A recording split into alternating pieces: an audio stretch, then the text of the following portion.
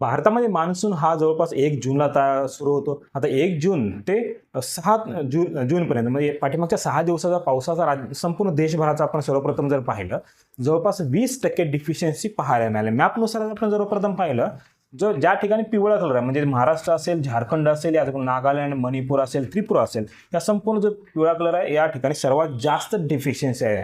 म्हणजे सर्वाधिक कमी पाऊस हा या राज्यामध्ये पाहायला मिळेल. महाराष्ट्राचं जर पाहिलं जवळपास 19.7% एवढा पाऊस पाहायला मिळत असतो MM. याचबरोबर या ठिकाणी मात्र 7.3 MM एवढाच पाऊस पाहायला मिळाला. जो डिफिशियन्सी जो पाहिला जवळपास 63% डिफिशियन्सी आपल्या राज्यामध्ये पाहायला मिळालेला 1 जून ते 6 जूनपर्यंत.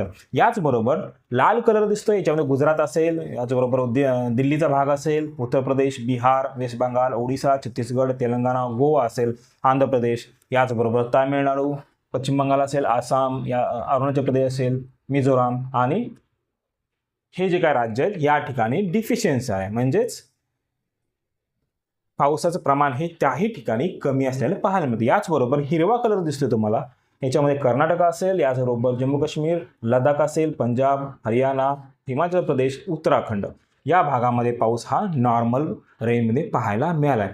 सर्वाधिक पाऊस जर पाहिलं, सर्वाधिक पाऊस हा केरळ असेल, मध्य प्रदेश आणि राजस्थान, हे 3 राज्य असे असतील. त्या 3 राज्यामध्ये सर्वाधिक पाऊस या 6 दिवसामध्ये पाहायला मिळालेला आहे.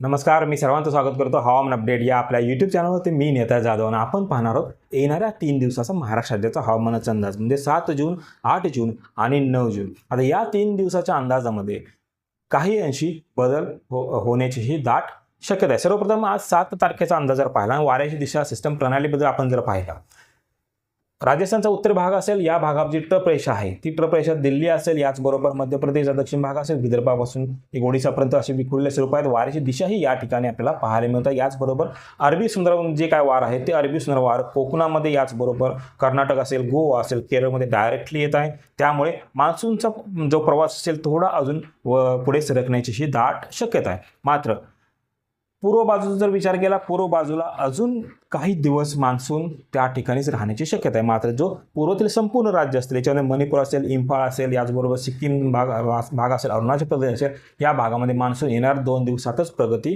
करण्याची दाट शक्यता आहे. मात्र मध्य भारताचा उत्तरेत भाग असेल, गुजरात, राजस्थान, याचबरोबर मध्य प्रदेशचा भाग असेल आणि उत्तर प्रदेश, या भागामध्ये मान्सून थोडासा लेट जाण्याची ही शक्यता आहे. मात्र 3 ते 4 दिवस या ठिकाणी लेट होऊ शकतो, कारण की उत्तरेकडून जी हवा येते त्या उत्तरेकडून हवेच्या दबावामुळे मान्सूनला आगीचूक करण्यासाठी थोडा प्रॉब्लेम्स या ठिकाणी क्रिएट होताना पाहायला मिळतं, म्हणजे अडथळा निर्माण होत आहे. याचबरोबर सध्याचे लेटेस्ट आणि इम्युनुसार जर आपण पाहिलं तर केरळ संपूर्ण असेल, आंध्र प्रदेश असेल, तमिळनाडू असेल, कर्नाटक असेल, याचबरोबर गोवा आणि राज्याचा दक्षिण भाग म्हणजेच सिंधुदुर्ग असेल, रत्नागिरी, कोल्हापूरचा काय भाग असेल, या ठिकाणी पावसाचं वातावरण तयार झालेलं पाहायला मिळते. ढगांची दाटी त्या ठिकाणी आपल्याला पाहायला मिळते. याचबरोबर पूर्वोत्तर राज्य असेल आणि बंगालच्या उपसागराचा उत्तरेचा भाग जर पाहिला, या ठिकाणीही आता मान्सून पुढे सरकतो, म्हणजे त्या ठिकाणी पाऊस पाहायला मिळत आहे. याचबरोबर सध्याचे लेटेस्ट सॅटेलाईटनुसार जर पाहिलं तर राज्यामध्ये आज सिंधुदुर्ग असेल, गोवा असेल, याचबरोबर रत्नागिरी, कोल्हापूरचा भाग असेल, सोलापूर असेल, धाराशिव आणि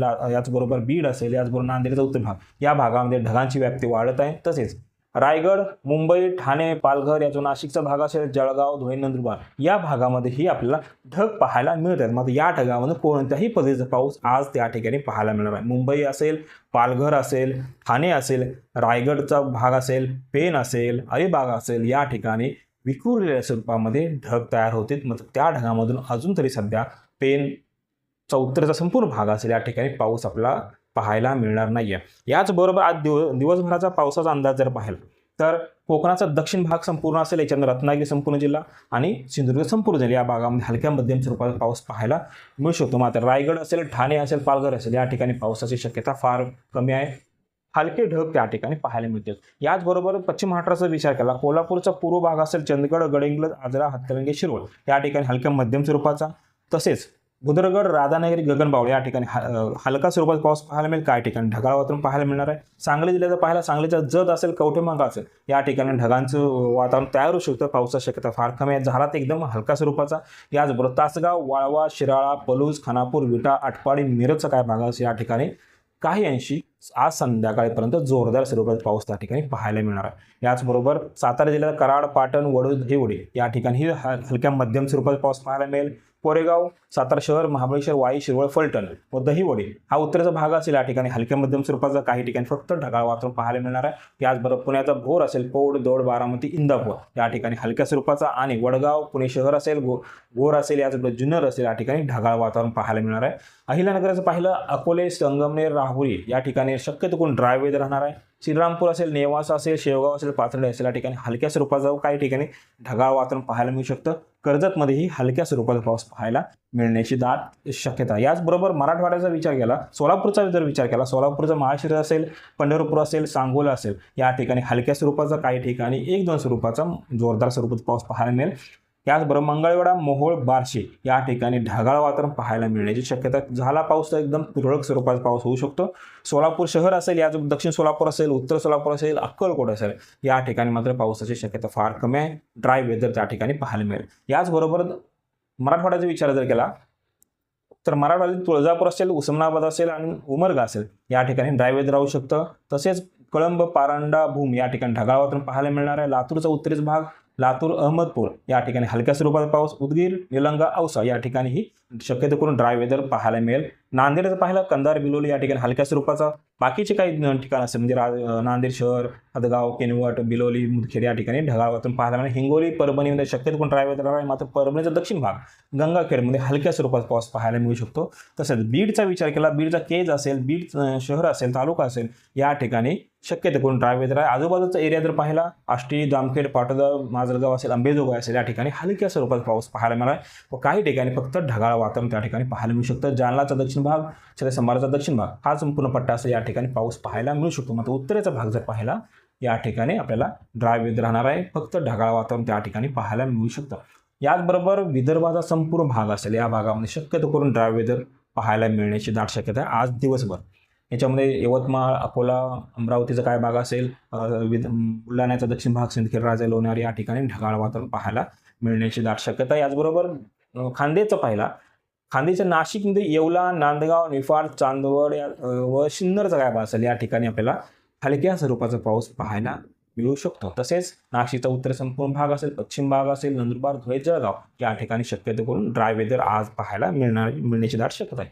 याचबरोबर आपण 8 तारखेचा अंदाज जर पाहिला, 8 तारखेचा विदर्भात मराठवाड्यातील बहुतांश संपूर्ण जिल्हे असतील. याच्यामध्ये नांदेड, लातूर, धाराशिव, बीड, परभणी, हिंगोली, जालना, संभाजीनगर संपूर्ण भागामध्ये पाऊस पाहायला मिळणार आहे. सर्वाधिक पाऊस हा जालना असेल, संभाजीनगर आणि पश्चिम महाराष्ट्राच्या अहिल्यानगरमध्ये पाऊस पाहायला मिळू शकतो. अन्यत्र मात्र ढगाळ वातावरण, तुरळक स्वरूपात पाऊस पाहायला मिळण्याची शक्यता. याचबरोबर पश्चिम महाराष्ट्रात पाहिलं, सांगलीचा उत्तर भाग असेल, खानापूर, आटपाडी, पंढरपूरचा पश्चिम भाग असेल, सातारा पूर्व असेल आणि पुण्याचा दक्षिण भाग हा जो पट्टा असेल या ठिकाणी आपल्याला हलक्या मध्यम स्वरूपाचा पाऊस पाहायला मिळेल. इतरत्र मात्र ढगाळ वातावरण, तुरळक स्वरूपाचा पाऊस पाहायला मिळेल. कोल्हापूरमध्ये तुरळक स्वरूपाचा पाऊस पाहायला मिळेल. पुण्याचा जो उत्तर भाग असेल या ठिकाणी ड्राय वेदर राहू शकतं. रायगडपासून संपूर्ण दक्षिण भाग, सिंधुदुर्ग, रत्नागिरी, रायगडचा रोहा, अलिबाग, पेनचा काय भाग असेल, याचबरोबर माणगाव असेल, पोलादपूर असेल या ठिकाणी ढगाळ वातावरण पाहायला मिळेल. दक्षिण संपूर्ण भागामध्ये हलक्या मध्यम स्वरूपाचा पाऊस पाहायला मिळणार आहे. याचबरोबर ठाणे, मुंबई, पालघर या भागामध्ये शक्यतो करून ड्राय वेदर अजून 1 ते 2 दिवस पाहायला मिळू शकतं. नाशिक, धुळे, नंदुरबार आणि जळगावचा पश्चिम भाग असेल या ठिकाणी ही ड्राय वेदर राहणार आहे. याचबरोबर जळगावचा जो जळगाव जामोद असेल, रावे, जामनेर असेल या ठिकाणी ढगाळ वातावरण पाहायला मिळू शकतं. याचबरोबर विदर्भात जर पाहिलं, बुलढाणामधील बहुतांश भागामध्ये हलक्या स्वरूपाचा पाऊस पाहायला मिळेल. काही ठिकाणी ढगाळ वातावरण पाहायला मिळणार आहे. अकोला, अमरावतीमध्ये ड्राय वेदर राहू शकतं. वाशिम, यवतमाळ आणि वर्धाचा बहुतांश भाग जो असेल हा पट्टा, या भागामध्येही आपल्याला हलक्या स्वरूपाचा पाऊस पाहायला मिळणार आहे. चंद्रपूर, नागपूर, भंडारा, गोंदिया या भागामध्ये शक्यतो करून ड्राय वेदर पाहायला मिळण्याची दाट शक्यता. याचबरोबर आपण 9 तारखेचा अंदाज जर पाहिला, 9 तारखेचा जो अंदाज आहे 3 दिवसाचा असतो. मात्र या अंदाजामध्ये काही बदलही अपेक्षित आहेत. सर्वप्रथम कोकणात जर पाहिला, कोकणाचं रत्नागिरी असेल आणि सिंधुदुर्ग असेल या भागामध्ये मध्यम, काही ठिकाणी जोरदार स्वरूपाचा पाऊस आपल्याला 9 तारखेला पाहायला मिळणार आहे. रायगड तसेच पेन असेल, अलिबाग असेल, पाले असेल, माणगाव असेल या ठिकाणीही शक्यतो करून ड्राय वेदर राहू शकतं. काही अंशी ढगाळ वातावरण पाहायला मिळणार आहे. ठाणे, मुंबई शहर असेल आणि पालघर असेल याही ठिकाणी आपल्याला ढगाळच वातावरण पाहायला मिळेल. दिवसभर ड्राय वेदर राहू शकतं, मात्र रात्री गरम त्या ठिकाणी पाहायला मिळणार. याचबरोबर पश्चिम महाराष्ट्राचा संपूर्ण घाटमाथ्याचा भाग, पुण्यापासून ते कोल्हापूरपर्यंत संपूर्ण भागामध्ये मध्यम, काही ठिकाणी जोरदार स्वरूपाचा पाऊस पाहायला मिळणार आहे. कोल्हापूरचा संपूर्ण मध्यम स्वरूपाचा पाऊस पाहायला, सांगलीचा पूर्व भाग संपूर्ण असेल, याच्यानं वाळवा, मिरज, कवठेमहांकाळ, आटपाडी, साताऱ्याचं ओढून दहिवड फलटण या भागामध्ये ढगाळ वातावरण पाहायला मिळणार आहे. पुण्याचा जो पश्चिम भाग पूर्व भाग असेल या ठिकाणी ही ड्राय वेदर पाहायला मिळेल. सोलापूरमध्ये संपूर्ण ड्राय वेदर पाहायला मिळेल. अहिल्यानगरचं पाथर्डी असेल, शेवगाव असेल, कर्जत असेल या ठिकाणी ढगाळ वातावरण पाहायला मिळेल. इतरत्र मात्र ड्राय वेदर पाहायला मिळणार आहे. मराठवाड्याचं तर पाहायला मराठवाड्याचा संपूर्ण भाग असेल, जालना, परभणी, हिंगोली, नांदेड, लातूर, धाराशिव व बीडचा भाग असेल या ठिकाणी ढगाळ वातावरण व 1-2 ठिकाणी तुरळक स्वरूपाचा पाऊस पाहायला मिळणार आहे. छत्रपती संभाजीनगर, जालनाचा उत्तर भाग या ठिकाणी ड्राय वेदर राहू शकतं. अधूनमधून ढगांची व्याप्ती त्या ठिकाणी पाहायला मिळू शकतं. खान्देश पाहायला खान्देशाचा संपूर्ण भाग असायचे म्हणजे नाशिक, धुळे, जळगाव, नंदुरबार या ठिकाणी ही ड्राय वेदर आपल्याला पाहायला मिळणार आहे.